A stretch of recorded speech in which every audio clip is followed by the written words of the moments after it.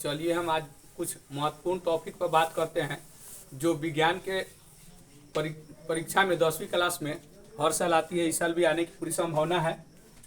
जैसे बात करते हैं पुनर्जनन। पुनर्जनन ये हाइड्रा, स्पाइरोगैरा आदि जीवों में पाए जाते हैं। इसमें कुछ कोशिकाओं को अलग विभेदीकरण के कारण पुनर्जनन का कोशिकाओं का निर्माण होता है, जो पौधे के शरीर से या हाइड्रा के शरीर से नए पौधे या नए जीवों का निर्माण पुनर्जनन कहलाता है। पुनर्जनन के बाद आते हैं समझते हैं फिर द्विखंडन एवं बहुखंडन।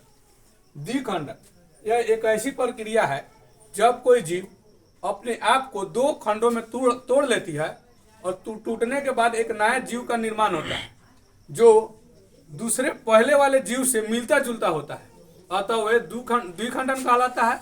आते बहुखंडन।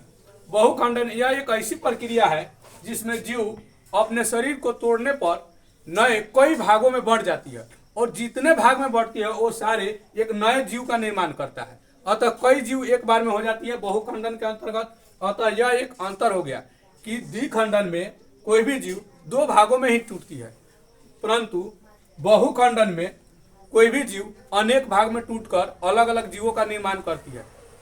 पहल का पहचान। दूसर का, द्विखंडन में जीवों में जो विविधता होती है वो दूसरी जीव से मिलती जुलती होती है, लेकिन बहुखंडन में थोड़ा ज्यादा अंतर होता है। उस तरह अब आते हैं श्वसन पर। श्वसन एक ऐसी प्रक्रिया है जो हमारे शरीर में कोशिकाओं के अंदर पाई जाने वाली कार्बनिक पदार्थों का विखंडन कर ऊर्जा में बदल देती है, वह श्वसन कहलाती है। श्वसन की प्रक्रिया अलग अलग जीवों में अलग अलग प्रकार से होती है। जैसे कि हम आते हैं किस जीव में किस तरह से श्वसन होती है या श्वसनांग है, उसके बारे में भी जानना जरूरी है। जैसे हम जान लेते हैं जीव ए श्वसनांग। मछली में गिल्स से श्वसन होता है, केंचुआ में त्वचा से श्वसन होता है, मच्छर में ट्रैकिया से श्वसन होता है, कॉकरोच में ट्रैकिया से श्वसन होता है, मनुष्यों में फेफड़ा से श्वसन होता है।